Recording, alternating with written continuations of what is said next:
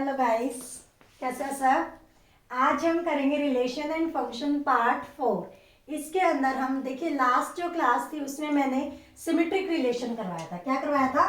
Symmetric relation, यानी हम types of relation को डिस्कस कर रहे थे। टाइप्स ऑफ रिलेशन, सबसे पहले हमने वर्ड रिलेशन किया, इसके बाद हमने यूनिवर्सल रिलेशन किया, यूनिवर्सल रिलेशन। नेक्स्ट हमने आइडेंटिटी रिलेशन किया, आइडेंटिटी रिलेशन। उसके बाद रिफ्लेक्सिव रिलेशन को स्टडी किया। किसको स्टडी किया? Reflexive relation, reflexive relation. Next जो लास्ट वीडियो में डिस्कस किया था वो था सिमेट्रिक रिलेशन। वो क्या था? Symmetric relation.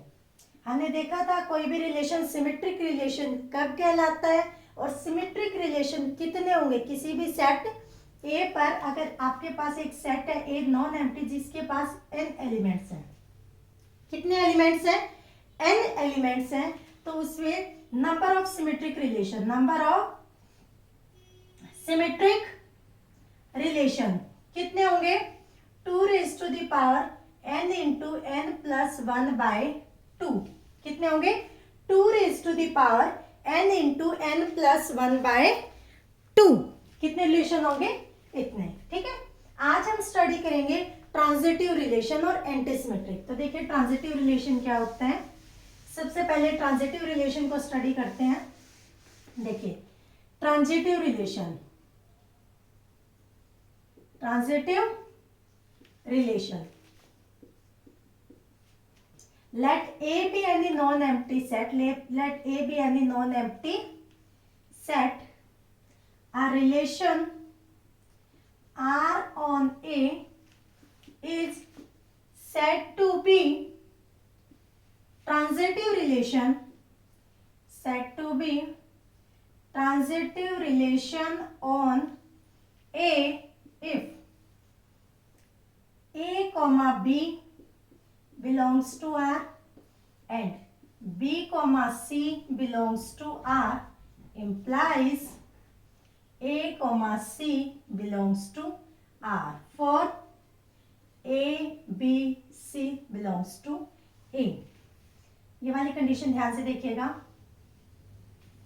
अगर आपके पास कोई एलिमेंट्स है A comma B, वो R का एलिमेंट है, यानी A is related to B by this relation, B is related to C by this relation, then अगर A B से रिलेटेड है और B C से रिलेटेड है तो A किससे रिलेटेड हो जाएगा? C से। अगर ऐसा है A को किससे रिलेट होना पड़ेगा? C से। तो इसको बोलेंगे ट्रांजिटिव रिलेशन। क्या बोलोगे? Transitive relation. और ये भी लिखते हो A is related to B and B is related to C, then it implies A is related to C। Clear? Example देखिए, let a is equal to z, set of integers ले लीजिए। क्या ले लीजिए? Set of integers, set of integers. Then देखिएगा जो relation है are वो मैं क्या डिफाइन करूंगी? A comma b such that a minus b is divisible by m, divisible by m. M is a fixed integer, m is a fixed integer, m is a fixed integer and a comma b belongs to z। अगर मैं ये वाला relation define करती हूँ, क्या relation define किया मैंने? कोई भी एलिमेंट a b से रिलेटेड कब होगा? जब उनका डिफरेंस m से डिविजिबल हो। और m क्या है? एक फिक्स्ड इंटीजर है, m is a fixed integer other than 0। ठीक है, तो यहां से क्या हो जाएगा? देखिए कोई भी एलिमेंट A खुद से रिलेटेड होगा, यानी कि A माइनस ए इज 0, तो M हमेशा 0 डिवाइड्स M, 0 डिवाइड्स M। तो यहां से क्या आ जाएगा? It means reflexive. क्या आ जाएगा? रिफ्लेक्सिव, क्योंकि 0 को तो कोई भी इंटीजर M डिवाइड कर देगा, कोई भी इंटीजर M क्या कर देगा? Divide. It means this is reflexive, this is reflexive. Symmetricity के लिए देखिए, अगर कोई ए कोमा बी आर के अंदर है, ए कोमा बी आर के एलिमेंट्स हैं, तो देखिए इसका क्या मतलब हुआ? m divides a minus B, m divides a minus B. और m अगर a माइनस बी को डिवाइड करता है तो इसका मतलब क्या है, a माइनस बी को आप क्या लिख सकते हो, m इंटू के, यानी कि there exist some k integer such that a minus b is equal to m k. यहां से आप क्या लिख लो, b minus a is equal to m into minus k. It means m divides b minus a, यानी कि m अगर a minus B को 3 पे डिवाइड करेगा तो b माइनस a को किस पे डिवाइड कर देगा, -3 पे। It is also an integer. It means this is symmetric relation, this is symmetric relation. Transitive और देखिए, मान लीजिए let a comma b belongs to R and b comma c belongs to R, b comma c belongs to R। देखिए यहां से क्या होगा, आपको शो क्या करना है, show that a comma c is in R, ठीक है। देखिए a comma b अगर R में है तो ये क्या इंप्लाई करेगा, m divides a minus b, and अगर b कोमा c भी R का एलिमेंट है, it means m divides b minus c, m divides b minus c। यहां से डिविजिबिलिटी के रूल से m अगर a माइनस b को डिवाइड कर रहा है तो there exist k1 and k2 such that a minus b किसके इक्वल आ जाएगा, m k1 के, और b माइनस c किसके इक्वल आ जाएगा, m k2 के। किसके इक्वल आ जाएगा, m k2 के। दोनों को ऐड कर दीजिए, जैसे ही ऐड करोगे तो ये तो क्या हो जाएगा, a minus B plus B minus C is equal to m times k1 plus k2, b से b कैंसिल हो जाएगा, a minus C is equal to m times k1 plus k2, यानी कि m divides a minus c। और m अगर a minus c को divide करेगा, इसका मतलब क्या हो गया, a comma c belongs to R। It means relation is transitive। relation कैसा होगा आपका, ट्रांजिटिव। क्लियर। तो क्या डेफिनेशन है, अगर दो पेयर है आपके पास, उनके बीच में ये वाला एलिमेंट कॉमन है, ये दोनों अगर रिलेशन में लाई कर रहे हैं तो इस एलिमेंट को रिमूव करके a कोमा c भी किस में लाई करेगा, रिलेशन। a कोमा c किसका एलिमेंट होगा, रिलेशन। क्लियर। नेक्स्ट देखिए एंटीसिमेट्रिक रिलेशन। नेक्स्ट हम क्या पढ़ेंगे बेटा, एंटीसिमेट्रिक रिलेशन। देखिए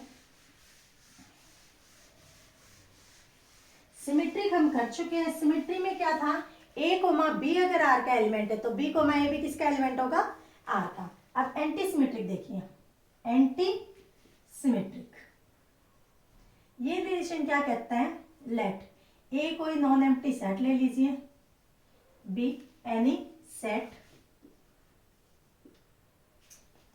then a relation R on A is said to be antisymmetric if A comma B belongs to R and B comma A belongs to R implies A is equal to B। यानी कि कोई element R में है और उसका inverse भी R के अंदर है, तो क्या इंप्लाई करे, वो दोनों एलिमेंट्स इक्वल होंगे, यानी वो दोनों एक ही एलिमेंट होंगे। अगर ऐसा है तो इसको बोलते हैं एंटीसिमेट्रिक रिलेशन। क्या बोलते हैं, एंटीसिमेट्रिक रिलेशन। ठीक है। देखिए सबसे पहले कोई भी सेट ले लीजिए, सेट ऑफ नेचुरल नंबर, इसका पावर सेट लीजिए, power set of natural number. अब जो नॉन एम्प्टी सेट कंसीडर करना है ए, उसको क्या ले लीजिए, power set of natural number. ठीक है। इसके ऊपर जो रिलेशन है वो क्या डिफाइन कीजिए।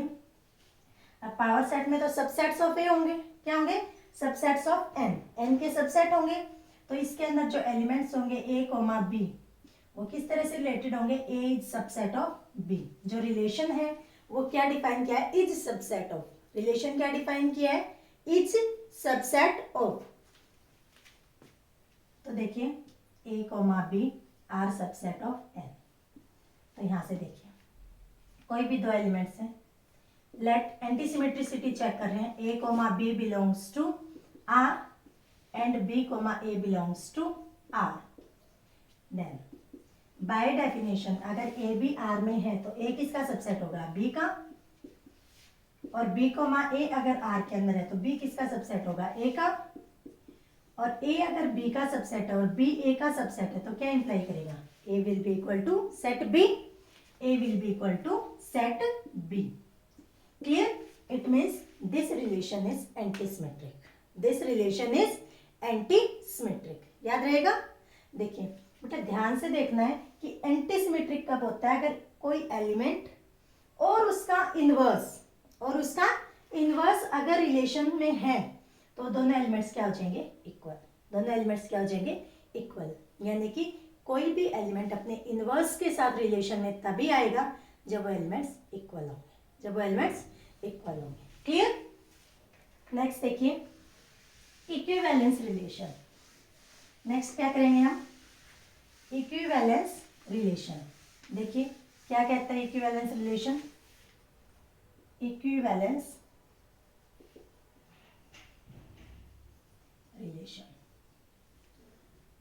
सबसे पहले वही एक नॉन एम्प्टी सेट ले लीजिए, let A be any non empty set, any non empty set, non empty set. A relation R on A is said to be equivalence relation, equivalence relation if it is reflexive, if it is reflexive, symmetric and transitive, and transitive relation. देखिए कोई भी relation equivalence relation कब कहलाएगा, जब ये reflexive भी हो, symmetric भी हो और ट्रांजिटिव भी हो। अगर तीनों के तीनों टाइप्स का रिलेशन है तो उसको बोलेंगे इक्विवेलेंस रिलेशन। क्या बोलोगे, इक्विवेलेंस रिलेशन। क्लियर? जब वो रिफ्लेक्सिव भी हो, सिमेट्रिक भी हो और ट्रांजिटिव भी हो तब उसको क्या बोलेंगे बेटा, equivalence relation. Clear? Equivalence relation. Example अभी हम थोड़ी देर पहले देख रहे थे ट्रांजिटिव रिलेशन वाला, वो क्या था, सिमेट्रिक भी था, रिफ्लेक्सिव भी था। क्या था उसमें, ए सेट ऑफ इंटीजर ले लिया था और रिलेशन क्या था, a is related to b if a minus b is divisible by m, divisible by m. तो ये रिलेशन क्या था, हर एलिमेंट अपने आप से भी रिलेटेड था, कोई एलिमेंट ए बी से रिलेटेड है तो बी ए से भी रिलेटेड था और ट्रांजिटिविटी भी होल्ड कर रही थी। तो it means this is an equivalence relation, this is an equivalence relation. अगर इन तीनों में से कोई भी एक प्रॉपर्टी फेल हो जाती है, यानी रिफ्लेक्सिविटी फेल हो जाती है, सिमेट्रिसिटी या ट्रांजिटिविटी, तो भी रिलेशन इक्विवेलेंस नहीं होगा। क्लियर? तो रिलेशन कैसा होगा इक्विवेलेंस, जब वो रिफ्लेक्सिव भी हो, सिमेट्रिक भी हो और ट्रांजिटिव भी हो। ठीक है? कुछ प्रॉपर्टीज है इक्विवेलेंस रिलेशन की, वो देखिए।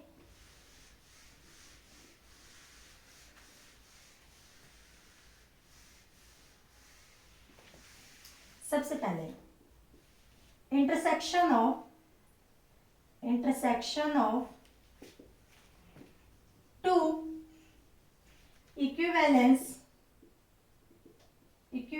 Relation is an equivalence relation. यानी कि आपके पास दो इक्विवेलेंस रिलेशन है, E1 और E2। दो इक्विवेलेंस रिलेशन है E1 और E2, तो उनका इंटरसेक्शन भी क्या होगा, इक्विवेलेंस। उनका इंटरसेक्शन भी क्या हो जाएगा, equivalence. Second, it will not happen in case of union. Union के केस में ऐसा नहीं होगा, यानी कि union of two equivalence relation may or may not